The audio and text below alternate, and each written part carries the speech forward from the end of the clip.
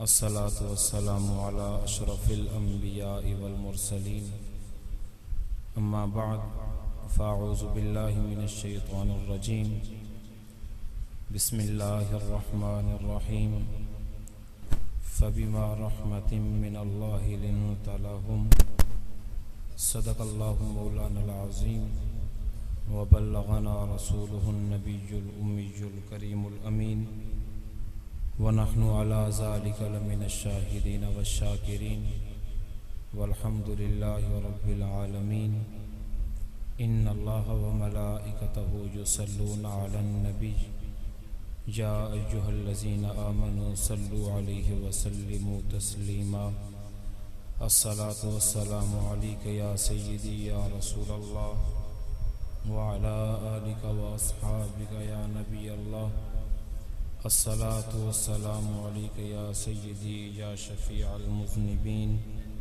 وعلى آلك وأصحابك يا إمام الأنبياء والمرسلين۔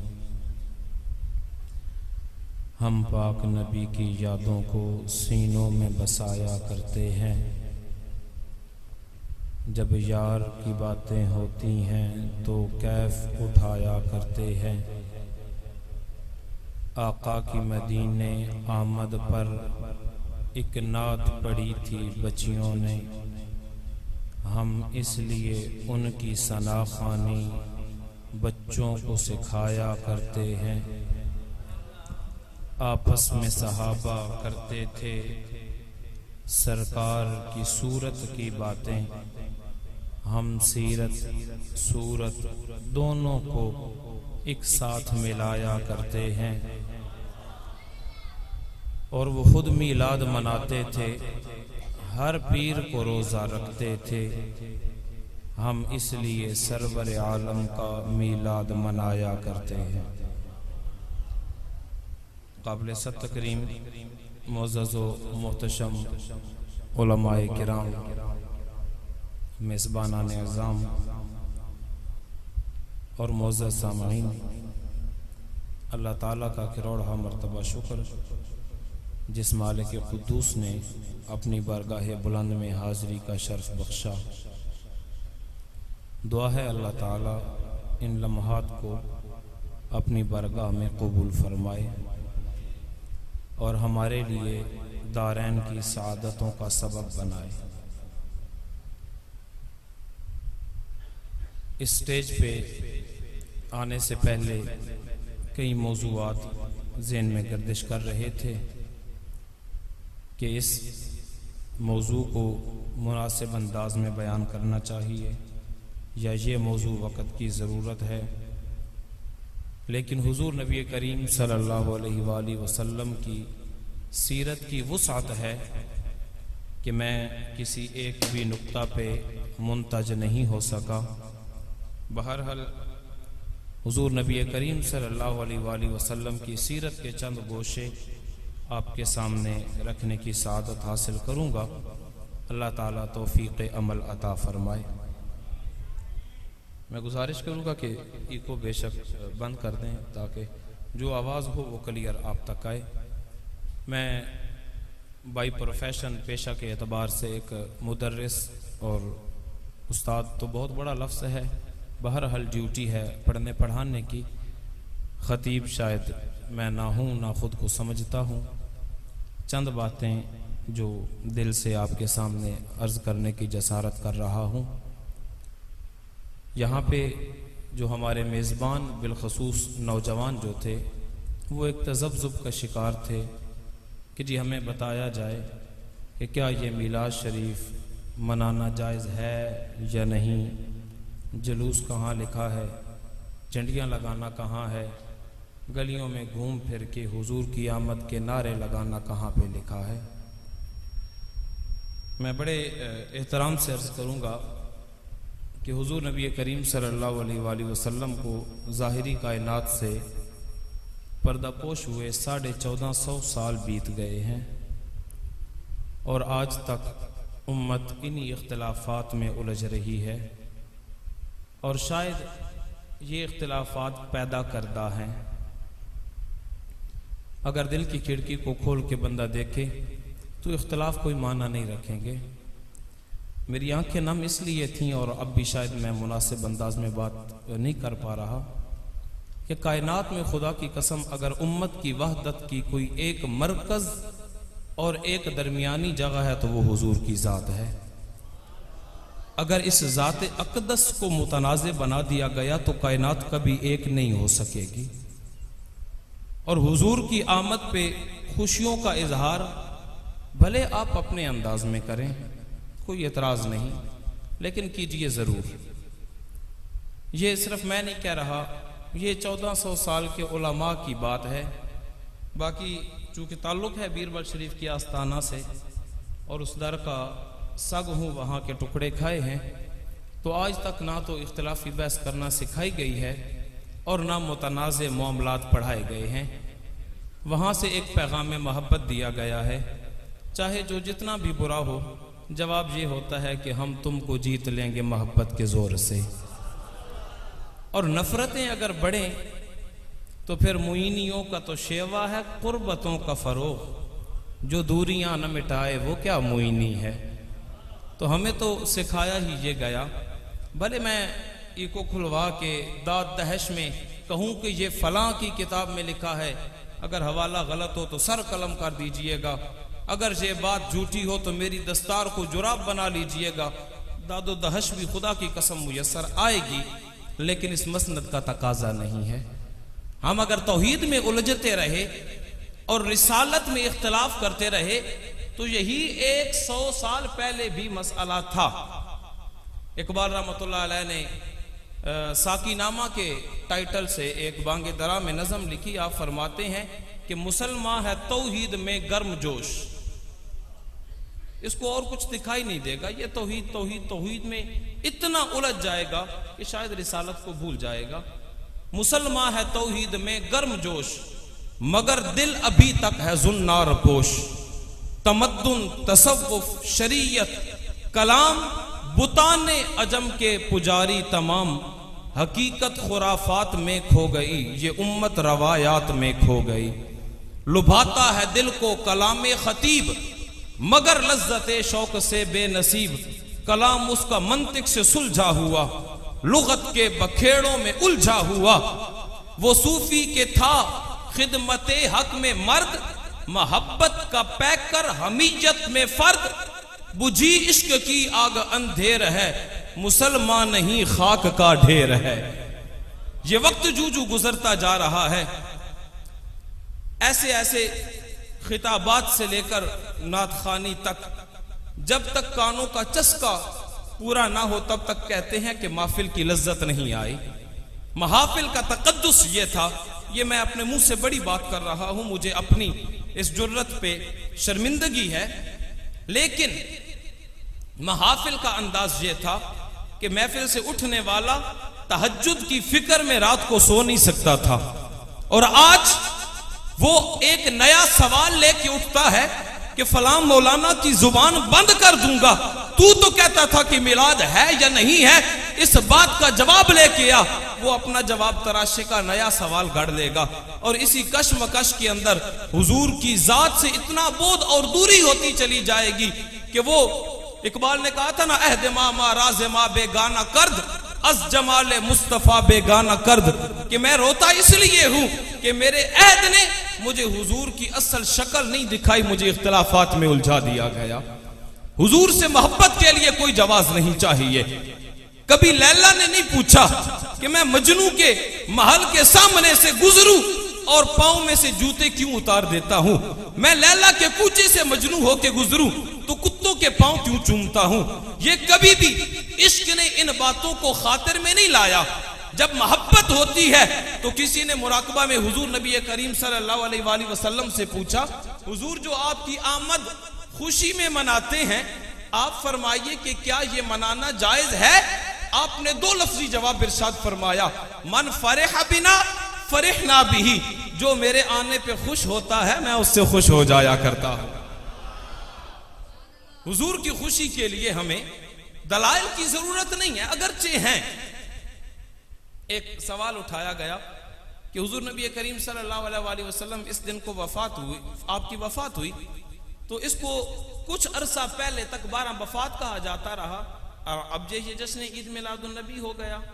لہٰذا یہ آپ غلط کرتے ہیں، آپ کا بیٹا مر جائے تو آپ خوش ہونے والے کو ہمسایوں کے گھر میں چاہے بارات آ چکی ہو، ڈول بجے تو زندگی بھر آپ کھلے ماتھے سے بولیں گے نہیں۔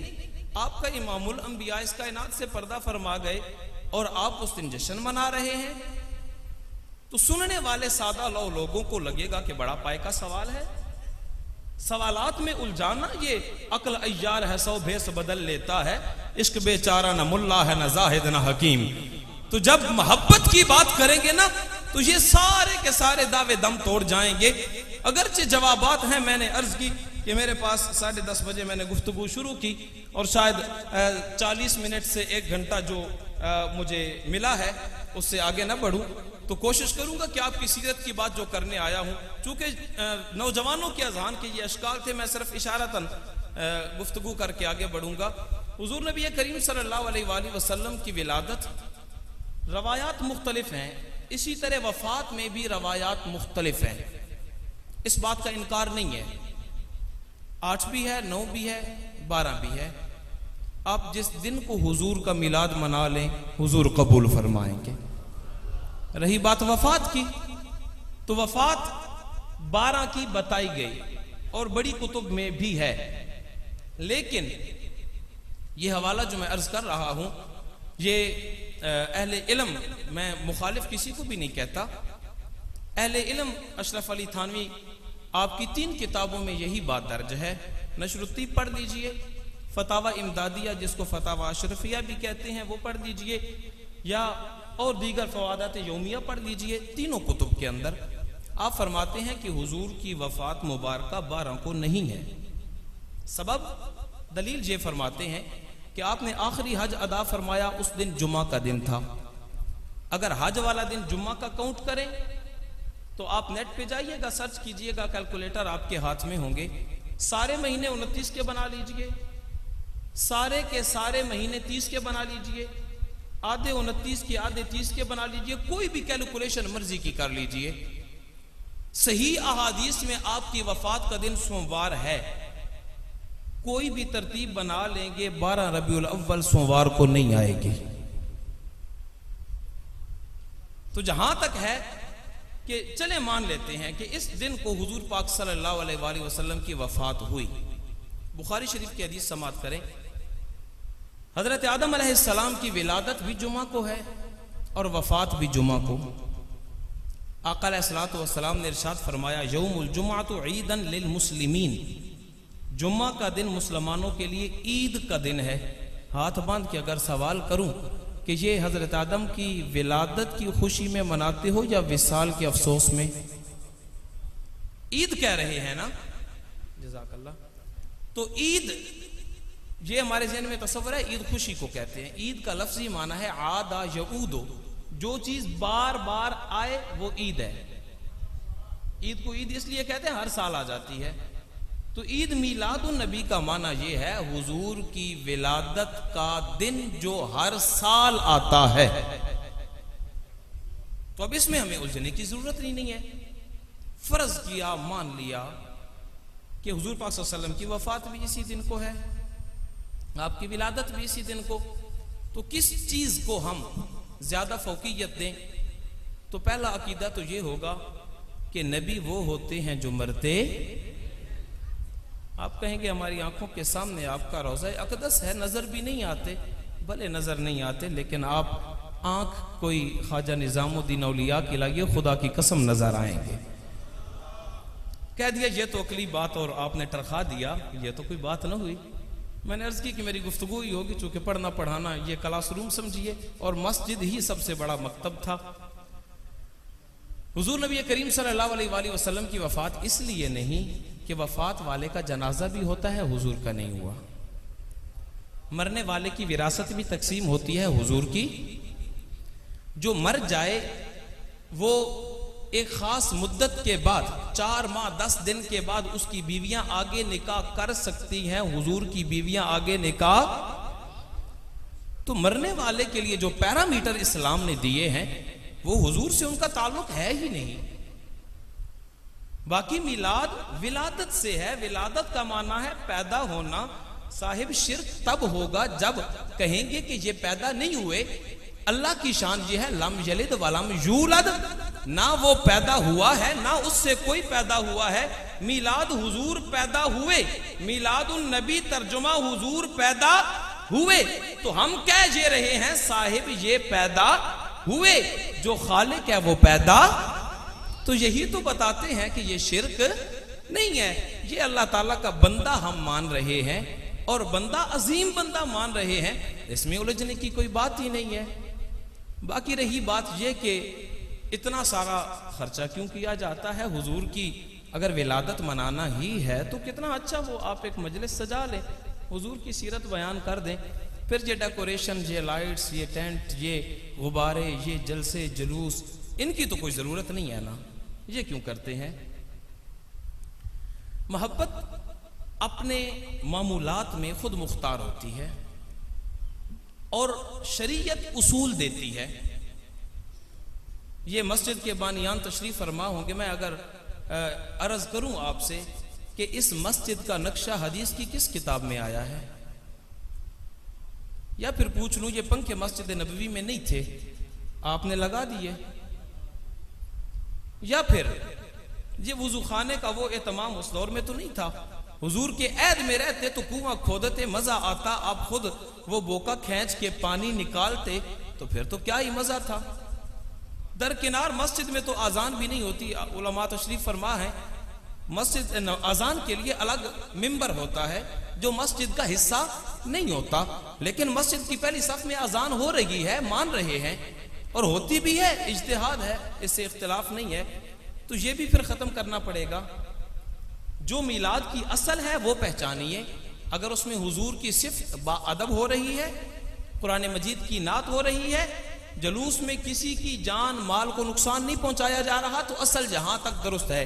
ہاں اگر اس کے اندر کوئی غیر شرعی بات داخل ہوتی ہے، اس کے اندر رزق کی بے ادبی یہ دیکھا جاتا ہے، چھتوں سے ایسے پھینکا جاتا ہے، بالکل اچھی بات نہیں، نماز چھوڑ دی جاتی ہے، بالکل فعل حرام ہے، گناہ کبیرہ ہے، لیکن اگر اصل تک بات درست رہے تو اس میں کوئی حرج نہیں ہے۔ اگر آپ اس کے اندر سارنگی، ڈھول، باجا یہ شامل کریں تو اس کو ہم میلاد نہیں مانتے۔ باقی حضور کی محبت کے جلوس تو عالم ارواح سے ہیں، اور کائنات مٹ جائے گی تب بھی رہیں گے۔ قرآن مجید کا ایک ایک لفظ پڑھیے، وَإِذْ أَخَذَ اللَّهُ مِيثَاقَ النَّبِيِّينَ لَمَا آتَيْتُكُم مِّن کِتَابٍ وَحِکْمَةٍ، وَإِذْ علماء جانتے ہیں اس کا ترجمہ ہے اذکر، محبوب تو یاد کر جب میں نے سارے نبیوں کو جمع کیا، اور جمع کرنے کے بعد ان کو کہا کہ میرا نبی تمہارے پاس آئے تو اپنی نبوت کو چھوڑ کے اس نبی کا امتی بن جانا۔ تو میری حضور کے آنے کا وہاں پہ تذکرہ ہو رہا تھا، اور یہی تذکرہ جب آگے بڑھا تو آپ کہتے ہیں حضور کی زندگی کے اندر، حضور کی زندگی سے 1040 سال پہلے یمن کا بادشاہ طبہ حمیری نام ہے اس کا، اس بات کو شامی نے السبل والہدا میں لکھا ہے، سبل الرشاد والہدا میں، اور اسی بات کو ابن حشام نے لکھا ہے سیرت النبویہ کے اندر۔ آپ فرماتے ہیں کہ طبہ حمیری اپنا ایک لشکر لے کے نکلا، اور لشکر کی ورث کیا ہے؟ 1,13,000 وہ بندہ ہے جو گھڑ سوار ہے، 1,33,000 وہ بندہ ہے جو پیدل چل رہا ہے۔ ارادہ یہ لیا کہ میں ہر بستی سے علماء کو ساتھ لوں گا، اور میں جہاں جہاں بھی جاؤں گا استقبال ہوگا، اپنے نام کے جھنڈے گاڑوں گا۔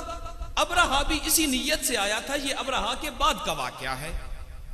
تو اب اس نیت سے ہر بستی سے وہ چند علماء کو لیتا، مکہ کے قریب وہ پہنچا طبہ حمیری، وہاں پہ تعداد جو علماء کی تھی وہ 4,000 کے قریب پہنچ گئی تھی۔ اب دیکھا کہ ہر شہر والے اتنا بڑا لشکر دیکھ کے سر جھکا لیتے ہیں، تو شاید یہاں پہ بھی بڑا استقبال ہوگا۔ دیکھا گیا کوئی بندہ نہیں آ رہا جس کے ہاتھ میں ہار ہوں، جو کھجور کا ٹوکرا لے کے 10 بردار کھڑا ہو۔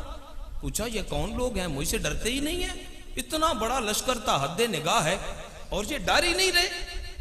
کہا کہ یہ وہ ہیں جن کو کعبے کی امان حاصل ہے۔ یمن کا ایک ابرہا کچھ دن پہلے آیا تھا، سارے ڈر اتر گئے ہیں، اب تو کیا ساری کائنات لے آ تو یہ نہیں ڈریں گے۔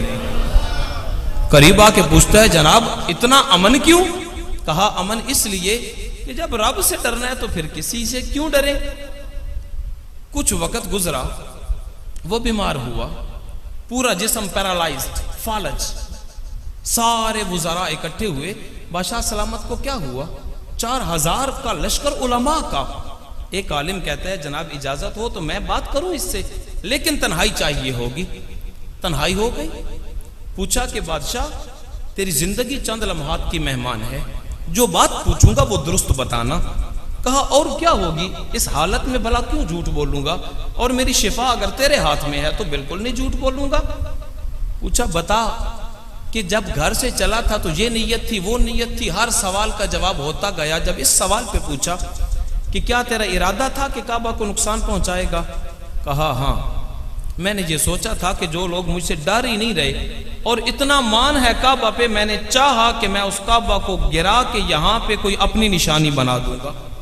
اس نے کہا بس یہی بات، یہی تو تیری خرابی ہے، اسی بات سے لوٹا، اللہ تمہیں شفا دے گا۔ روایات میں آتا ہے وہیں پہ بیٹھے ہوئے اس نے توبہ کی، اللہ نے اس کو وہیں پہ شفا عطا فرما دی۔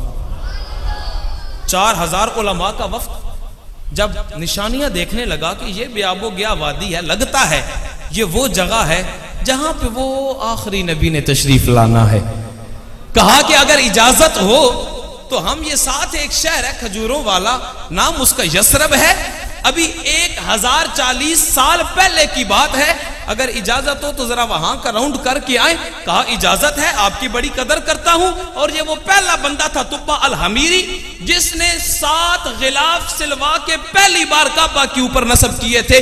آج بھی اسی تبا حمیری کی روایت کو زندہ کر کے کعبے کے اوپر سیاہ غلاف لٹکایا جا رہا ہے۔ 4000 علماء گئے مدینہ میں، جب حوال دیکھے تو 400 علماء نے کہا جی ہم نے واپس کوئی نہیں آنا، آپ جائیے۔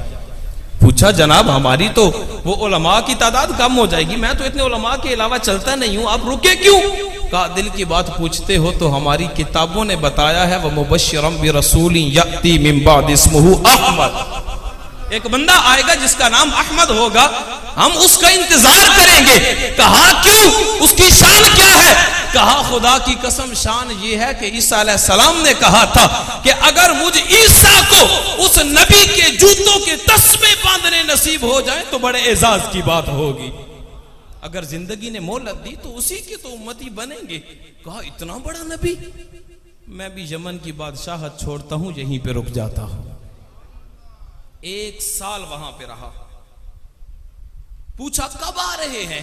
کہا ابھی نشانیاں پوری نہیں ہوئی، ابھی تک انتظار کیجئے، لیکن امور و سلطنت کی وجہ سے چلا واپس ایک رکا دے کے گیا اور کہا کہ آپ یہ 400 علماء کو گھر بنا کے دیے، کہا کہ تم نے یہیں پہ رکنا ہے، اور جب وہ نبی آخر الزمان آئے تو ان کو یہ رکا دینا ہے۔ رکا میں لکھا ہوا یہ تھا کہ میری خوش قسمتی ہوئی تو میری زندگی میں آپ تشریف لائیں گے اور میں آپ کے ہاتھ پہ اسلام قبول کروں گا، اگر زندگی نے وفا نہ کی تو میں التجا کرتا ہوں کہ جب آپ رب کی بارگاہ میں اپنی امت کی سفارش کرنے لگے، اس تبا حمیری کو بھی اپنی امت میں شامل کر کے شفاعت کر دیجئے گا۔ خط دے کے روانہ ہوتے وقت خیال آیا کہ یہ نئی آبادی بنی ہے، 400 مکان بنے ہیں، نئی کنسٹرکشن ہو تو گلیوں میں کوڑا تو ہوتا ہے، 1,30,000 کا لشکر گلیوں کو صاف کر رہا ہے۔ کہا جاتے وقت ایسے نہیں جائیں گے، ایک جلوس نکالیں گے، جلوس کے آگے آگے میں یمن کا بادشاہ ہوں گا، دنیا کو بتاؤں گا 1040 سال پہلے میں لشکر لے کے حضور کے شہر میں آپ کی آمد کا جلوس نکال رہا ہوں، اور نعرہ کیا لگا ہوں؟ قد جاء محمد، تحقیق محمد یہیں پہ آئیں گے۔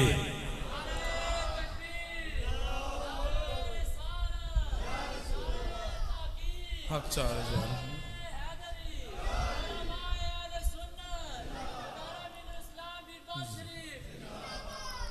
کہا کہ میں تو انتظار کرتا رہا ہوں، یہ بعد میں جب حضور کو اہل مکہ نے پریشان کیا تو آپ مدینہ میں تشریف لے گئے۔ یہ جو انصار تھے کہاں سے آئے تھے دل میں ایمان کی روشنی لے کر؟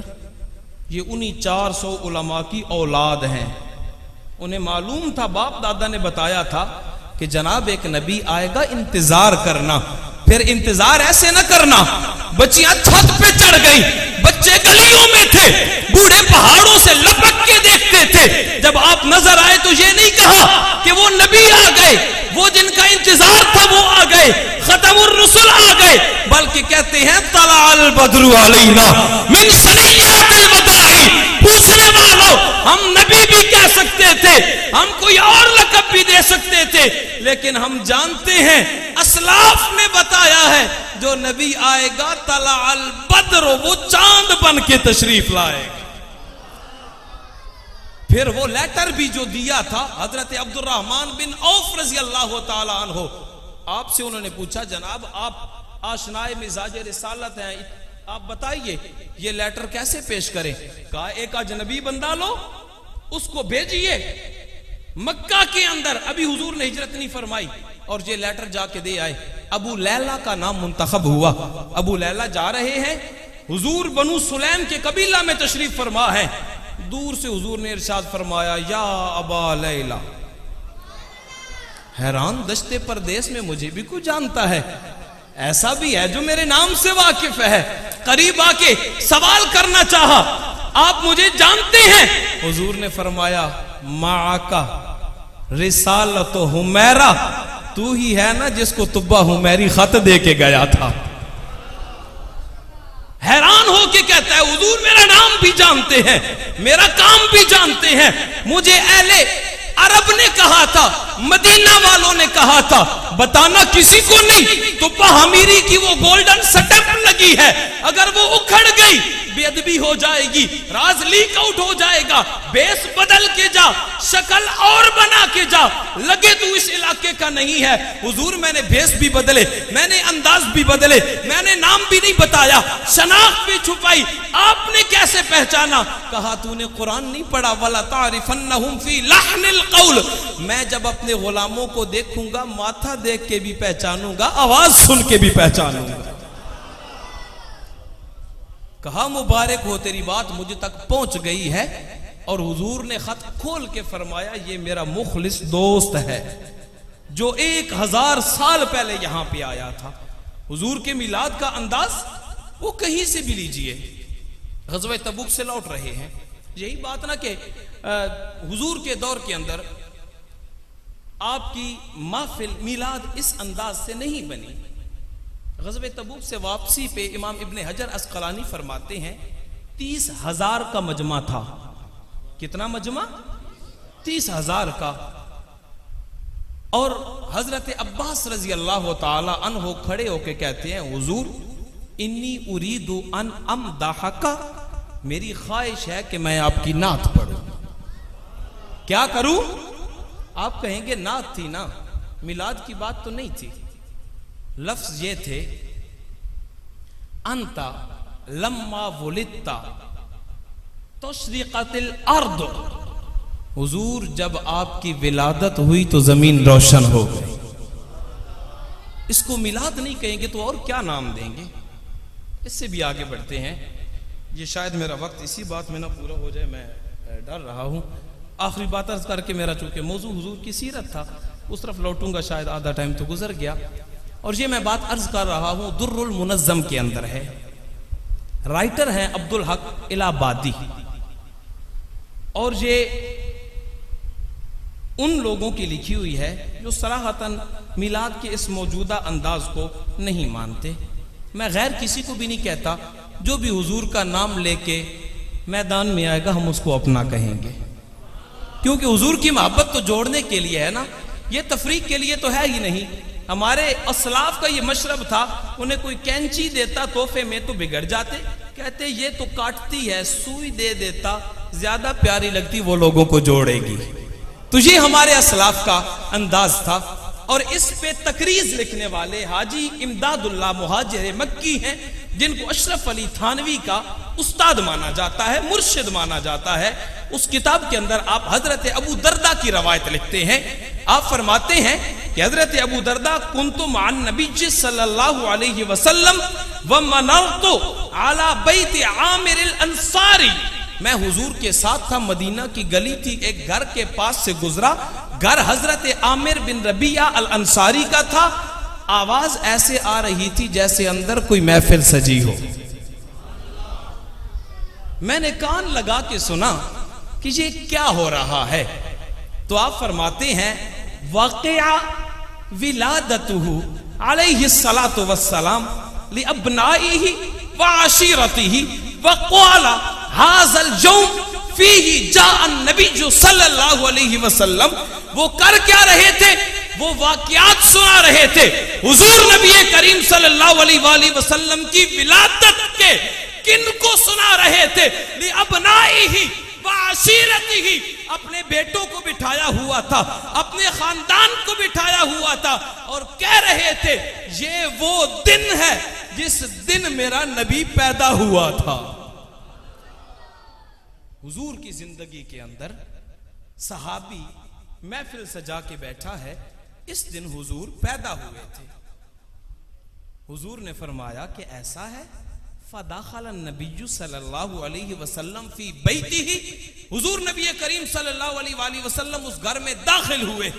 علامہ عبدالحق فرماتے ہیں کہ یہاں سے ایک عقیدہ یہ بھی مل گیا کہ جہاں پہ میلاد منایا جائے حضور کے زمانے میں ہو تو ہر آنکھ دیکھ سکے گی، حضور تشریف لائیں گے۔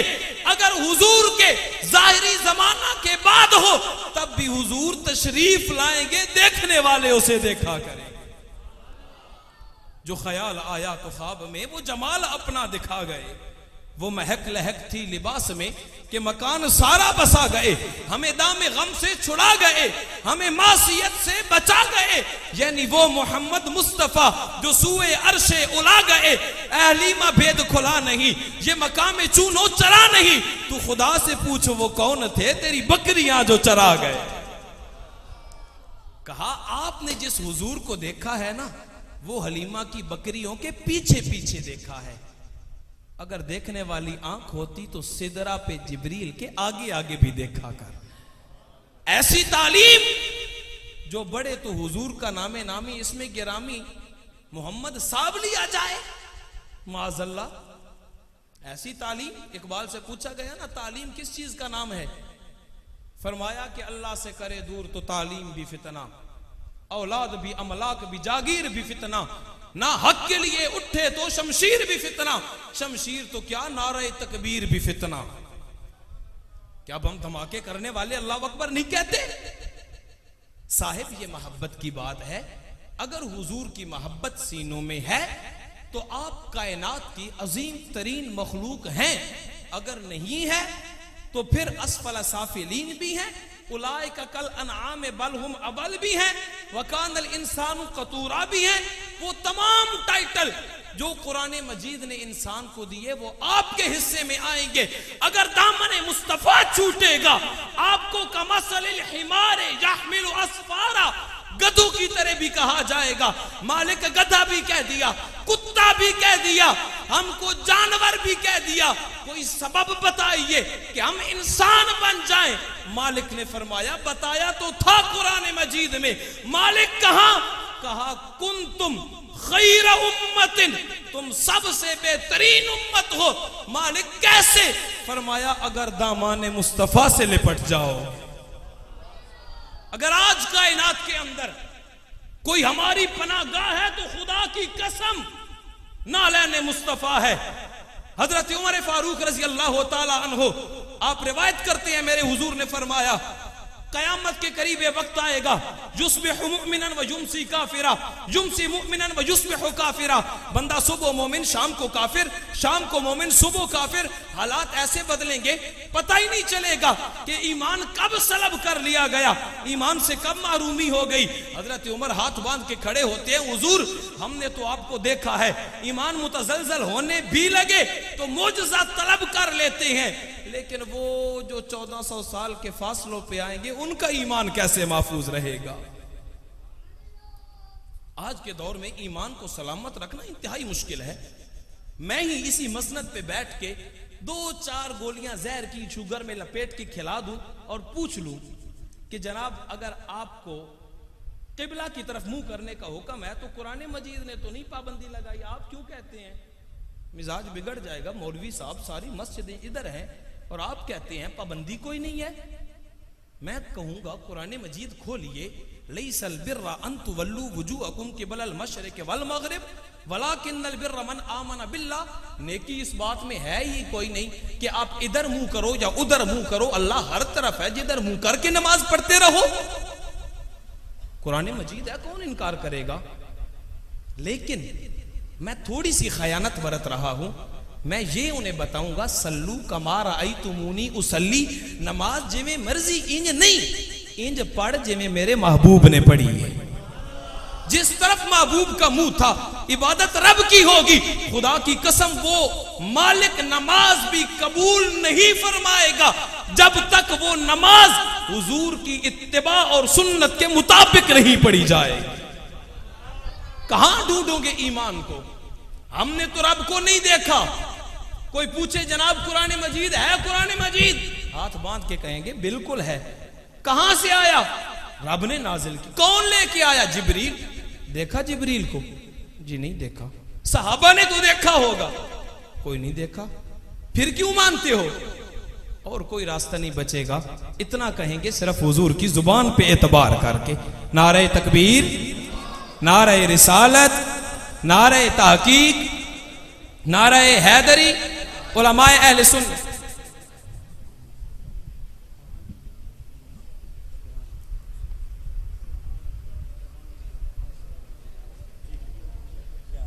علماء اہل سنت کی شان آپ تشریف لا چکے ہیں. میں جہاں پہ بات کر رہا تھا کوشش کرتا ہوں تاکہ اپنی بات مکمل کر سکوں. علماء کی خدمت میں معذرت, چونکہ یہ ایک سمجھنے سمجھانے کی بات ہے کہ اختلاط کہاں پہ آتا ہے, ذہن کا بگاڑ کہاں پہ ہوتا ہے. حضور پاک صلی اللہ علیہ وسلم پہ 17 بندوں کو باقاعدہ سوال نامے دے کے بھیجا گیا حضور سے یہ بھی پوچھنا کہ مسجد اقصی کیسی ہے. نبی اس لیے آیا ہے کہ آپ امتحان لیں, لیکن پوچھا گیا.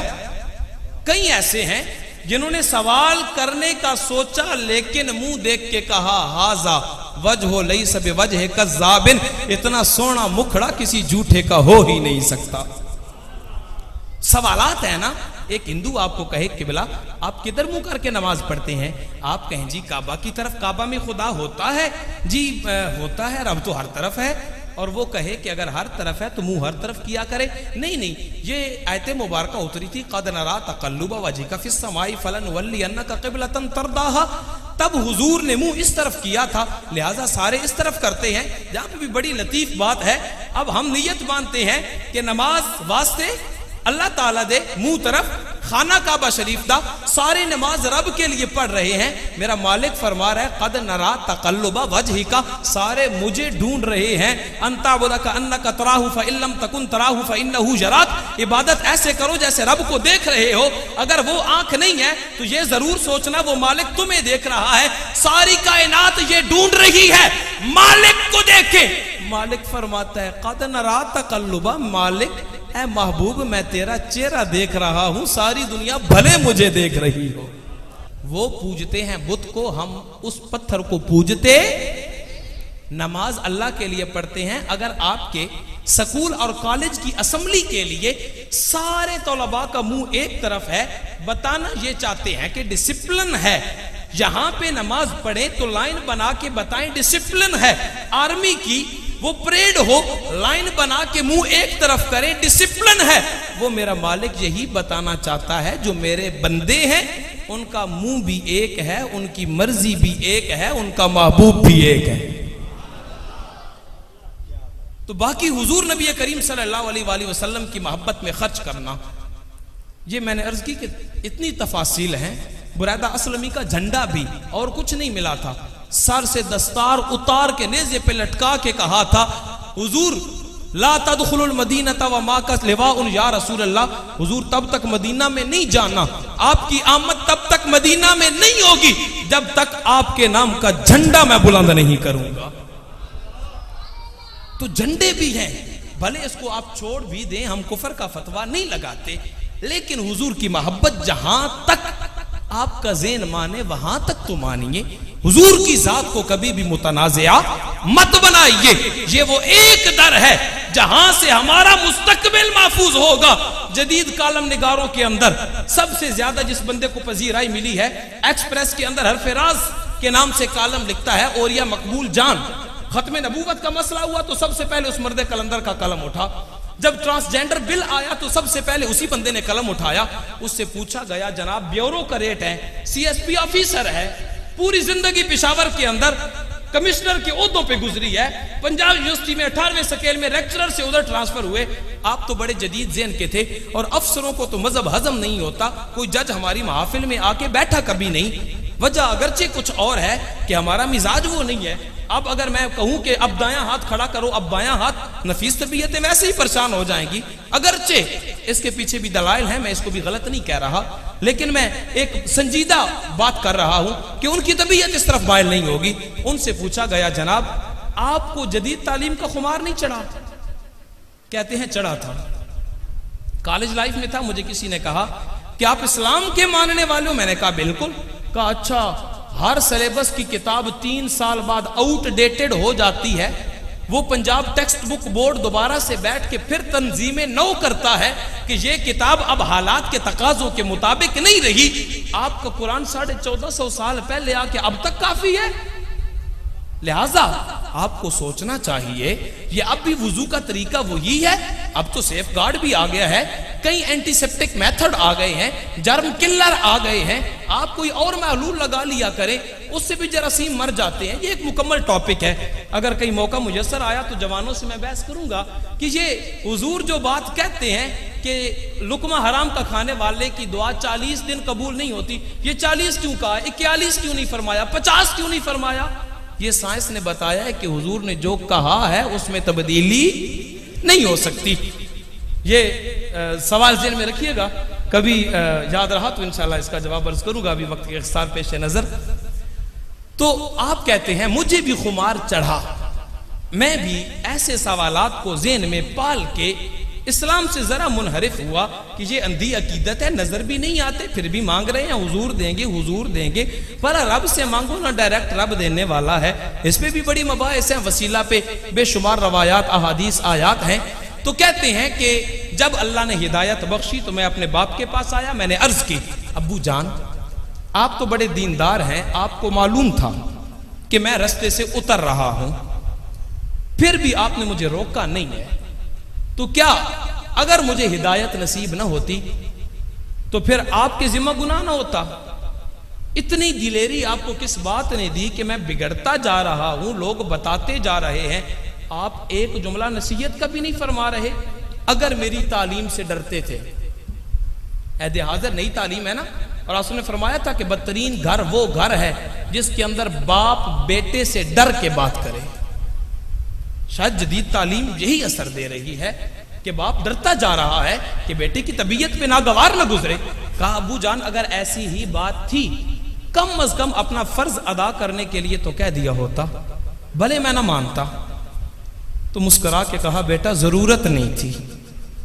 کہا باپ سے پوچھا جائے گا کہ اولاد کو کیا ورثے میں تربیت دی ہے، قیامت کو گرفت کا ڈر نہیں آیا؟ کہا بیٹا خدا کی قسم نہیں آیا۔ سبب کیا تھا؟ کہا سبب یہ تھا کہ ساری دنیا عصر کے بعد پلے گراؤنڈ میں ہوتی تھی، پارکوں کے اندر کھیلتی تھی، سبزہ زاروں کے اندر ٹہلتی تھی، مال روڈ کی سڑکیں ہوتی تھی، تو میرے کندھوں پہ ہوتا تھا، میری زبان سے جو لفظ نکلتے تھے وہ درود کی لوری تھی۔ مجھے یقین تھا جن بچوں کو بچپن کے اندر حضور کی محبت دے دی جائے، جہاں بھی بھٹکتے پھرے جب واپس آئیں گے تو حضور کے نالین میں ہی پناہ لیں گے۔ ہم اپنے بچوں کو کیوں سکھا رہے ہیں یہ؟ ایک اور حدیث مبارکہ سنیے، ایمان تازہ ہوگا۔ آقا علیہ الصلوۃ والسلام نے ارشاد فرمایا کہ قیامت کے دن ساری امتیں ہوں گی، اور یہ بڑی لطیف بات ہے کہ کتنی ہوگی؟ حدیث میں ہے 120 صفیں ہوں گی، 120 صفوں میں صرف 80 صفیں اکیلے حضور کی امت ہوگی۔ اتنی بڑی تعداد؟ کہا حضور، حضرت انس پوچھتے ہیں حضور مجھے پہچان لیں گے؟ آقا علیہ الصلوۃ والسلام نے فرمایا پہچان لوں گا۔ کہ حضور کیسے؟ فرمایا لا اعرف بسیماہم میں ان کو ماتھے سے پہچان لوں گا اور کیسے؟ یسعی ذریتہم بین ایدیہم، قیامت کے دن ماں بیٹے سے پیچھا چھڑا رہی ہے، باپ بیٹے کو بیٹا ماننے سے انکاری ہے۔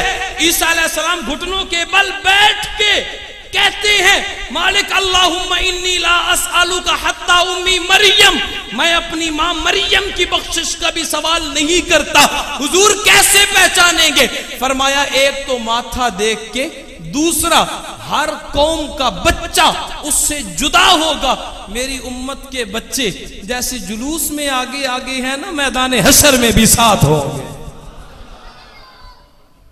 خدا را یہ اپنی اولادوں کو تحفہ دیجئے۔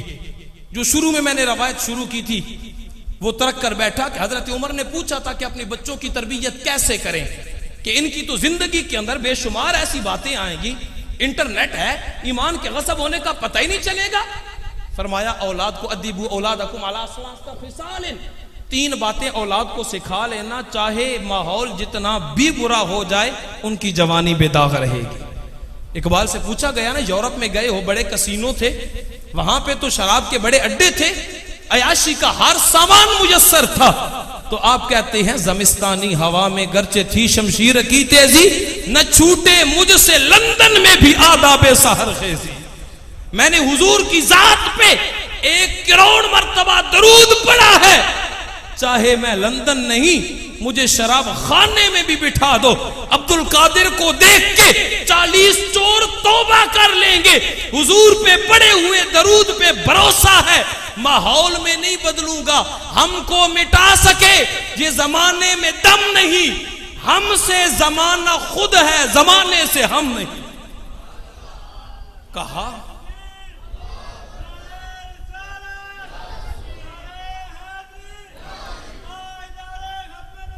زندہ باد،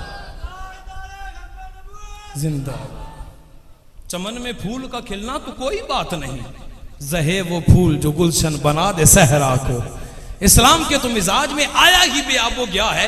عیسیٰ علیہ السلام کو چھوڑا گیا تو بے آب و گیا وادی کے اندر۔ بزرگان دین کے مزارات دیکھیے، اماجگاہ دیکھیے، کوئی جہلم کی کدی پہ ہوگا، کوئی چنیوٹ میں اس دریا کے کنارے پہ ہوگا، کوئی میرا شریف کہیں پہ ہوگا، کوئی راول پنڈی کی پہاڑیوں پہ گولڑا میں ہوگا۔ کہا اسلام ڈھونڈتا ہے، دنیا یہ نہ کہے شہروں میں آئے ہیں، بستے کو بسایا ہے۔ بے آب و گیا وادی میں آ کے بتا رہے ہیں جہاں حضور کے غلام آئے وہ بے آب و گیا نہیں رہتی، وہاں پہ آبادیاں بھی ہوتی ہیں، میرے مالک کا تذکرہ بھی ہوتا ہے۔ یہ ذکر کسی کو اکیلا نہیں رہنے دیتا، اور پھر ہم اپنی نسلوں کو یہ تعلیم دیں۔ سب سے پہلا سبق، چونکہ وقت گزر چکا، مجھے دیا گیا تھا 1 گھنٹہ پورا ہو گیا، اور شاید میری کوتا علمی اور ناقص حکمت عملی کہ میں اپنے موضوع کے قریب نہیں جا سکا، کہ حضور نبی کریم صلی اللہ علیہ وآلہ وسلم سے محبت کے لیے دلائل کی ضرورت نہیں ہے، وگرنہ پوچھئے حضرت عثمان سے، آپ نے حضور کی دعوت کی، ہر قدم پہ ایک، جی بولیے، آپ نے سنا ہے علماء سے، غلام آزاد کیا، بخاری میں تھا، وہی اتری تھی۔ کہا محبت نہیں دیکھتی کہ خرچہ کتنا ہو رہا ہے، یہ دیکھتی ہے یار کیسے راضی ہوگا۔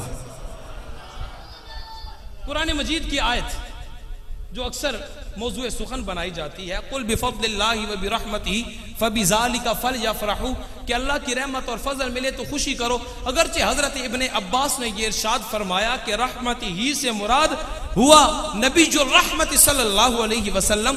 اسی آیت کا آخری حصہ کیا ہے؟ ہوا خیر مما یجمعون، یہ اس سے بہتر ہے جو جمع کر کے گھر میں رکھائے ہو۔ اب بتائیے، خوشیاں گھر میں جمع کر کے رکھی جاتی ہیں، جذبات کو کسی صندوق میں بند کیا جاتا ہے؟ جناب جمع کرنے والی چیز پیسہ ہے، تو مالک فرما رہے ہیں ہوا خیر مما یجمعون، یہ جو حضور کی خوشی میں لگایا ہے نا، یہ اس سے بہتر ہے جو گھروں میں رکھ کے آئے۔ اور ابن قیم جوزی فرماتے ہیں کہ جو حضور کی آمد میں 1 درہم خرچ کرتا ہے، اللہ تعالیٰ دنیا میں اسے 10 درہم عطا فرماتے ہیں۔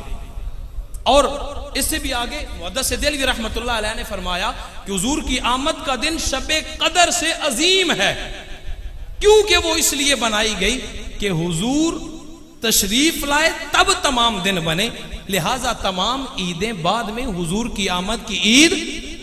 اگر حضور اس دن وفات بھی پا گئے، میرے حضور نے فرمایا حیاتی خیر لکم و مماتی خیر لکم، میری زندگی بھی تمہارے لیے رحمت ہے، میرا کائنات سے چلے جانا بھی تمہارے لیے رحمت ہے۔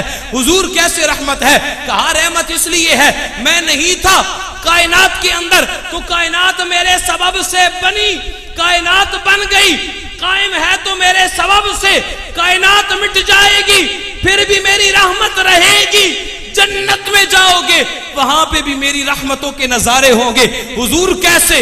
ہم نہیں تھے تو آپ کا کرم کیسے؟ کہا قرآن مجید نہیں پڑھا هل اتى على الانسان حين من الدهر لم يكن شيئا مذكورا؟ توجہ دیجئے گا، قرآن مجید کی آیات میں تسلسل سے عرض کر رہا ہوں۔ حضور نبی کریم صلی اللہ علیہ وآلہ وسلم پہ جب یہ آیہ مبارکہ اتری، کہا کہ انسان پہ ایک وقت گزرا ہے جب اس کا ذکر نہیں کیا جاتا تھا۔ انسان کو ذکر کرنے کے لیے زبان چاہیے، انسان تھا نہیں، ذکر کیا کرے گا؟ مالک نے فرمایا میں تمہارا ذکر نہیں کروں گا، فاذکرونی، جب تک تو میرا ذکر، مالک ہم تو ہیں ہی نہیں، ذکر کیسے کریں؟ پھر انسان بن بھی گیا، مالک ذکر کیا نہیں، بنا کیسے دیا؟ کہا کہ وہ جبریل نے پوچھا تھا نا کہ حضور وہ ستارہ جو 70,000 سال بعد کہیں طلوع ہوتا ہے وہ کیا تھا؟ کہا میں اپنے رب کی حضور نماز پڑھ رہا تھا، اقیم الصلاۃ لذکری، نماز میرا ذکر تھا، حضور کے سجدوں کے سبب سے میں نے تمہیں زندگی عطا کر دی۔ زندگی کے اندر کہا انہوں نے کم تولا تھا، پتھر برسے، ہفتے کے دن مچھلیاں پکڑی تھی، کونو قردۃ خاسئین، بندر بن گئے۔ ہم کم عمروں کے باوجود، ناقص تولنے کے باوجود، حق کھانے کے باوجود، کنتم خیر امت، سب سے بھلی امت ہو۔ مالک کیوں؟ اس لیے کہ دامان مصطفیٰ کی چھاؤں میں آ گئے ہو۔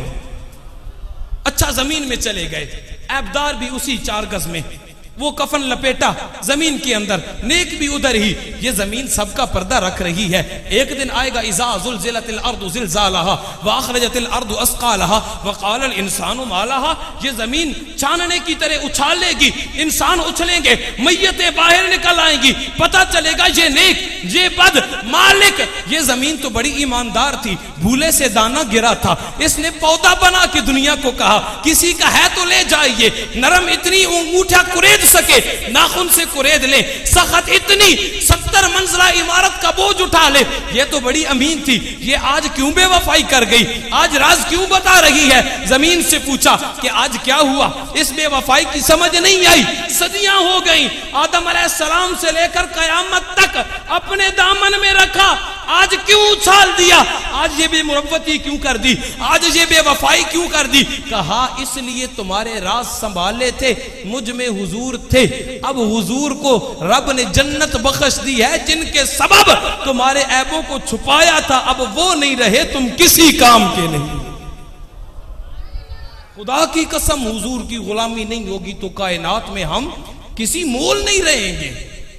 کارل مارکس انگریزوں کا باپ، پوچھا گیا ساری دنیا انگزائٹی میں ہے، بڑی بے چین ہے، آپ بتائیے کہ پیسے والے بھی پریشان ہیں، کوئی ایٹم کا حملہ نہ کر دے، یورپی یونین، سوویت یونین سارے پریشان ہیں، جن کے پاس پیسہ نہیں وہ تو ویسے غریب ہیں، بتاؤ دنیا کو امن کیسے دیں؟ انگریز ہو کے کہتا ہے امن کی اگر جگہ چاہتے ہو آج بھی ساری کائنات کو لپیٹ کے حضور کے قدموں میں رکھ دو، خدا کی قسم ساری کائنات امن پا جائے۔ انگریز کہیں ہمارے اور ہم الجھیں کہ نہیں تمہارے یا ہمارے۔ یہ صرف ایک اس حد تک نہیں، کنور مہندرا سنگھ بیدی سکھوں کا باپ کہتا ہے ہم کسی مذہب سے ہوں قائل کردار تو ہیں، یعنی منت پہ احمد مختار تو ہیں، جب عشق ہو جائے تو دل پہ چارہ نہیں، صرف مسلم کا تو محمد پہ اجارہ نہیں۔ کہتے ہیں صرف حضور مسلمانوں کے تو نہیں ہیں، ہندوؤں سے پوچھیں کال کا پرشاد کیا کہتا ہے، گر شمس و قمر کو کوئی دامن میں چھپا لے اور دولت دارین کو مٹھی میں دبا لے، پھر کال کا پرشاد سے پوچھے کہ تو کیا لے، یہ نالین محمد کو اٹھا آنکھوں پہ لگا لے۔ پرائے کہیں ہمارا، ہم الجھیں کہ تمہارا یا ہمارا۔ حضور کی سیرت کی روشنی خدا کی قسم اتنی وسعت والی ہے جھگڑے صرف اس بات پہ ہیں، جس نے زمین پہ دیکھا وہ زمین پہ مانتا ہے، جس نے سدرہ پہ دیکھا وہ وہاں تلک مانتا ہے، جس نے کعبہ قوسین پہ دیکھا وہ وہاں تک مانتا ہے، جو معراج کی رات میرے مالک کے الفاظ انا و انت وما سوا ذالک خلقت لاجلک، محبوب ایک تو ہے، ایک میں ہوں، باقی ساری کائنات میں نے تیرے لیے بنا ڈالی ہے۔ جھگڑا نہیں، جس نے جہاں تک دیکھا وہاں تک مانے۔ جس کو اللہ اقبال رحمۃ اللہ علیہ سے پوچھا گیا نا کہ جناب آپ کیا دعا دیں گے جوانوں کو، کہا کہ میں یہ دعا دوں گا کہ میرا نور بصیرت عام کر دے۔ بصارت نہیں کہا ماتھے کی آنکھ بڑا محدود سا دیکھتی ہے، لیکن جب یہ آنکھ بند ہو تو وہ کچھ دکھاتی ہے جو کھلی آنکھ بھی نہیں دکھاتی۔ کہا حضور کی محبت میں دل کھول کے اللہ کے ساتھ برابری صرف نہ کریں، باقی جو کچھ ہے حضور کی ذات ہے یا حضور کے صدقہ کے اندر۔ قبر کے اندر 3 سوال، مین ایک ہی جو امام بخاری اور مسلم نے روایت کیا، ایمان تینوں پہ ہے۔ حضور کا سوال ہے، پوچھا گیا جنت میں وہ درخت طوبہ، ہر گھر میں ٹہنی، جو پھل سوچا وہ نکل آیا، اتنا بڑا درخت کہاں لگے گا؟ کہا حضور کے سین میں۔ پتا چلے گا کہ دنیا میں حضور کا صدقہ کھا لے، بلکہ امام احمد رضا خان کی زبان، آج لے ان کی پناہ، آج مدد مانگ ان سے، پھر نہ مانیں گے قیامت میں اگر مان گیا۔ ماننا ہے، جاگنا ہے، جاگ لے عرش کے سایہ تلے، حشر تک سونا پڑے گا فرش کے سایہ تلے۔ مزہ تب ہے اس جیتی زندگی کے اندر کہہ میں حضور کا غلام ہوں۔ حضرت عمر اسی حجر اسود کو کہیں کہ جناب انا اعلم انت حجر اسود انت لا تنفع ولا تضر، مجھے معلوم ہے تو کالا پتھر ہے، نہ فائدہ دے گا نہ نقصان، جناب چومتے کیوں ہو؟ کہا پتھر نہیں چومتا، کسی کے لب چومتا ہوں۔ ستارے کیوں؟ زمانہ ہو گیا گزرا تھا کوئی بزم انجم سے، غبار راہ روشن ہے بشکل کہکشاں اب تک، یہ ستارے حضور کی گرد راہ ہیں، جب محبت سے پڑھو گے تو ہر کوئی ترجمہ کرے گا اہدنا الصراط المستقیم، سیدھا راستہ دکھا، سیدھے راستے پہ چلا، سیدھا راستہ سمجھا۔ حضور کی گود میں پڑے ہوئے حضرت ابن عباس سے پوچھو گے، آپ فرمائیں گے وہ ترجمے نہیں، ترجمہ یہ ہے مالک ہمیں حضور کا حقیقی جمال دکھا۔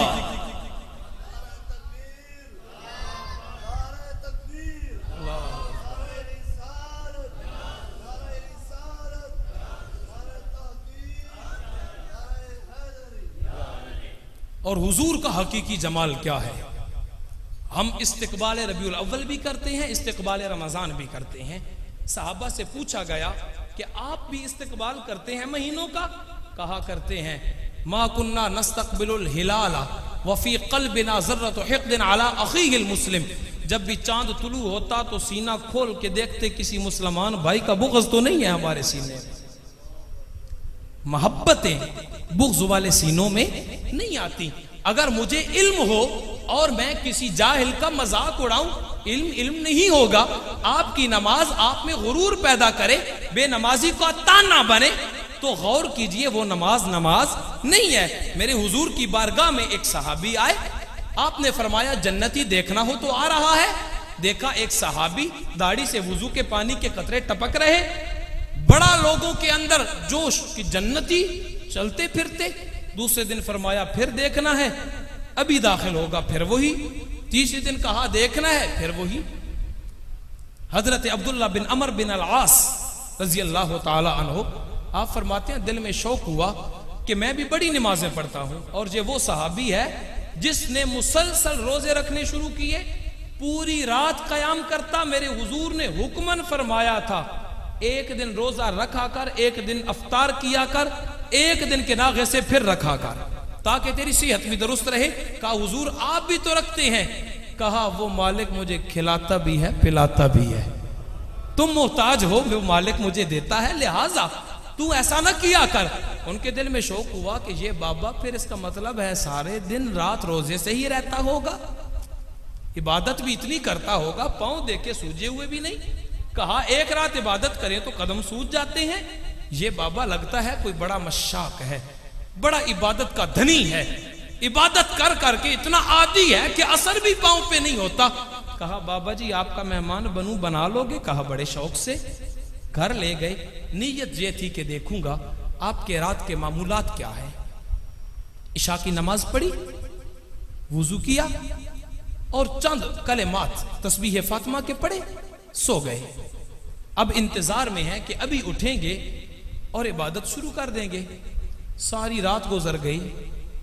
بابا جی پاسا پلٹتے, کروٹ لیتے, سبحان اللہ الحمدللہ, کوئی ایک جملہ کہہ دیتے, کوئی عبادت اور نہیں کی. یہ وہ دور ہے جب مدینہ کے اندر صبح کے تہجد کے نوافل کے لیے باقاعدہ طور پہ جگایا جاتا تھا. بابا جی تہجد پہ نہیں گئے. کہا کہ شاید مہمانداری کا لحاظ ہوگا, کل دیکھیں گے. اگلا دن آیا, پھر بابا جی کا وہی معمول. کہا شاید خیال کر گئے ہیں, لیکن اتنا بڑا منصب کھوئیں گے تو نہیں نا. اب تیسرا دن ہے, آج ضرور عبادت کریں گے. پھر بھی وہی. تیسرے دن رخصت مانگی, بابا جی اجازت گھر جانے, بیٹا کسی کام سے آئے تھے؟ جی کام تو تھا لیکن ناکام لوٹ رہا ہوں. کہا کیا تھا؟ کہا وہ جو حضور نے جنت کی بشارتیں دی تھی نا, سوچا آپ بڑے عبادت گزار ہوں گے, معاملہ برعکس نکلا ہے. آپ نے تبسم فرما کے کہا کہ بھولے بچے اتنی سی بات تھی تو پوچھ لیا ہوتا. کہا آپ بتا دیجئے. کہا صرف اتنا کام کرتا ہوں, رات کو سوتے وقت دل کے آنگن کو دیکھتا ہوں, کسی مسلمان بھائی کا بغض لے کے تو نہیں سو رہا. بس اتنی سی بات ہے, میرے مالک نے مجھے یہ مرتبہ عطا کر دیا.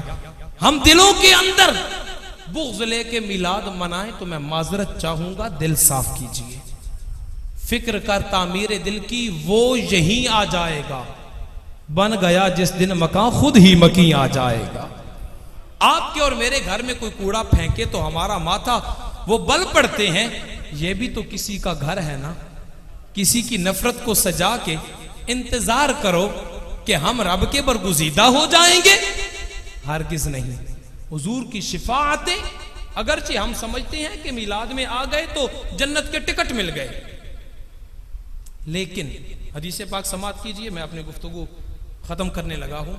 آقا علیہ الصلوۃ والسلام نے فرمایا حرمت الجنت علی الانبیاء حتی ادخلها. اللہ نے جنت حرام کر دی ہے نبیوں پہ جب تک میں جنت میں نہیں داخل ہوتا. وحرمت الجنت علی الامم حتی تدخلها امتی. جب تک میری امت جنت میں نہیں جاتی تب تک ساری امتوں پہ بھی جنت حرام ہے. اب سوال یہ ہے, سب سے پہلے حضور نے جانا ہے, ساری امتوں سے پہلے ہم نے جانا ہے. حضور نے فرمایا تب تک میں نہیں جاؤں گا جب تک تمہیں جنت میں لے کے نہیں جاؤں گا. تو کچھ تو ہوں گے نا جو حضور کے اشارہ ابرو سے بخشے جائیں گے. آپ نے فرمایا خجرت بین الشفاعت و بین ان يدخل نصف امتی الجنہ فاخترت الشفاعہ فقیل لما قال لانه اعم واکفى للمذنبین الخطائین المتلبسین او کما قال علیہ الصلوۃ والسلام. پوچھا گیا حضور آپ کو جب رب نے کہا کہ یا تو آدھی امت بغیر حساب کے جنت میں چلی جائے, ذہن میں رکھیے گا 80 صفحے 120 میں سے 40 بغیر حساب کے جنت میں. فرمایا ایک تو یہ آپشن تھا کہ 40 صفحے بغیر حساب کے جائیں گی, دوسرا یہ تھا کہ میں شفاعت کروں گا جس کی وہ جائے گا. صحابہ نے کہا حضور پھر کیا مانگا؟ 40 صفحے مانگی ہوں گی نا, بڑی تعداد ہے. کہا نہیں, فاخترت الشفاعہ. میں نے کہا مالک ایسے تو پھر نیکوکار چلے جائیں گے, یہ جو گناہگار ہیں یہ کدھر جائیں گے؟ یہ تو ہر در سے دھتکارے ہوئے ہیں نا. یہ قرآن مجید کی آیت للفقراء الذین احصروا فی سبیل اللہ لا یستطیعون ضربا فی الارض یحسبهم الجاہل اغنیاء من التعفف تعرفهم بسیماہم. کہا حضور آپ کے غلام کچھ ایسے ہوں گے جو مانگیں گے نہیں, امیر سمجھیں گے, بڑے امیر ہیں. غریب اتنے ہوں گے کہ ہجرت بھی نہیں کر سکیں گے. آپ کے پاس آئیں تو دل جوئی کرنا. مالک وہ بتاتے تو نہیں ہیں, ہاتھ بھی نہیں پھیلاتے, پہچانوں گا کیسے؟ فرمایا والا تعرفنہم بسیماہم. دنیا نہیں پہچانے گی محبوب, تو ماتھا دیکھ کے پہچان لے گا یہ میرا امتی ہے. تو اب ساری امتیں کھڑی ہیں. فرمایا کہ میں نے اس لیے شفاعت لی کیونکہ وہ زیادہ عام تھی.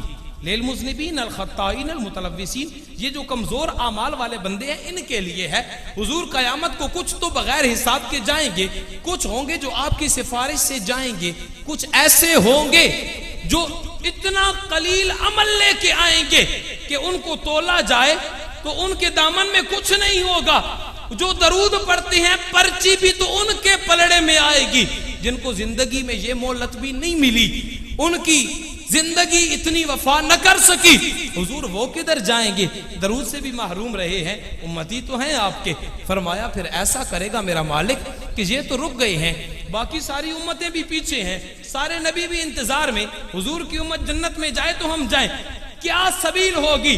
امام ترمذی, حیثمی, صحیح ابن حبان, امام احمد بن حنبل, چاروں کتابوں میں دیکھیے حضور نبی کریم صلی اللہ علیہ وآلہ وسلم نے فرمایا سابقہ امتوں کے مشرکین کو پکڑ کے جہنم میں ڈالا جائے گا اور فرمایا جائے گا ھذا فداؤکم من النار, یہ تمہارے بدلے میں جہنم میں ڈالے جا رہے ہیں, حضور کے صدقہ تم جنت میں چلے جاؤ. اب اگر یہ حدیث سنا کے گفتگو ختم کروں تو آپ تو جنت کا ٹکٹ لے کے چلے گئے کہ ہمارے بدلے میں جہنم میں مشرک ڈال دیے گئے. عیسائیوں کا بھی یہی عقیدہ ہے کہ ہمارے سارے گناہوں کا بدلہ عیسیٰ علیہ السلام معاذ اللہ سولی پہ لٹک کے دے چکے, اب ہم آزاد ہیں. سنیے, یہاں تک میلاد نہیں ہے. جب تک میلاد کا پیغام نہ آئے, میرے حضور نے فرمایا وہاں پہ وہ جو میرے امتی ہوں گے. کون ہوں گے؟ امتی ہوں گے. ذرا بولیے گا, آپ نے گفتگو بڑے غور سے سماعت کی, آپ نے کیا فرمایا؟ جو میرے. حضور کی 37 حدیثیں ہیں. یہ میں نوجوانوں سے گزارش کروں گا یہ ضرور کنسلٹ کر کے ان کا ترجمہ پڑھیے گا, جن میں حضور نے فرمایا لیس منا, یہ بھی میرا امتی نہیں, یہ بھی میرا امتی نہیں, یہ بھی میرا امتی نہیں. میں دو عرض کر دیتا ہوں. آپ نے فرمایا من غشا فلیس منا, جو ملاوٹ کرے گا وہ میرا امتی نہیں ہے. پھر فرمایا لیس منا من لم یرحم صغیرنا ولم یوقر کبیرنا, وہ بھی میرا امتی نہیں ہے جو چھوٹوں سے پیار نہیں کرتا اور بڑوں کا احترام نہیں کرتا. اور گھر میں مائیں بہنیں بھی اس کو پڑھیں. حضور نے فرمایا کہ وہ عورت بھی میری امتی نہیں ہے جو کسی اپنی سہیلی کو اس کے خاوند کے بارے میں ایسی باتیں کہے کہ وہ اپنے خاوند سے نفرت کرے اور ان کی علیحدگی ہو جائے. ایسی بات کرنے والی بھی میری امت سے نہیں ہے. تو ہم کم از کم لسٹ بنا کے ان 37 باتوں سے ضرور پرہیز کریں. پھر ہم یہ کہیں کہ فضل رب العلا, اور کیا چاہیے؟ مل گئے مصطفیٰ, اور کیا چاہیے؟ ان پہ ایمان لانے کے باعث ہوئی قبر میں روشنی, اور کیا چاہیے؟ نعمتیں دونوں عالم کی دے کر مجھے پوچھتے ہیں بتا اور کیا چاہیے. اور حضور وہ ہیں. اللہ اکبر. میرے الفاظ تو شاید ناقص کسی شاعر کا سہارا لیتا ہوں. ہے سراپا اجالا ہمارا نبی, رحمت حق تعالی ہمارا نبی, جن کا کونین میں کوئی ثانی نہیں, ہے وہ جگ سے نرالا. آب کوثر پیئیں گے تو صرف اس لیے ہم کو دے گا پیالہ. فکر و نگاہ بشر سے کہیں ہے بلند اور بالا. ابو بکر ہو, عمر ہو, غنی ہو, علی, سب کا آقا و مولا ہمارا نبی. انبیاء کی کہانی ختم ہو گئی, آخری ہے شمارہ ہمارا نبی. اب قیامت تلک نہ نبی آئے گا, اب قیامت تلک ہے ہمارا نبی. حرف عائشہ کی روایت ہے, قرآن پڑھو, ہے یہ سارے کا سارا ہمارا نبی. حرف الفاظ سے آیتیں, آیتوں سے سپارہ ہمارا نبی. جس کو یاسی مزمل مدثر کہا, والضحیٰ بھی پکارا ہمارا نبی. سب سے اعلیٰ و اولا ہمارا نبی, سب سے بالا و اعلیٰ ہمارا نبی. کیا خبر کتنے تارے کھلے چھپ گئے پر نہ ڈوبے نہ ڈوبا. وآخر دعوانا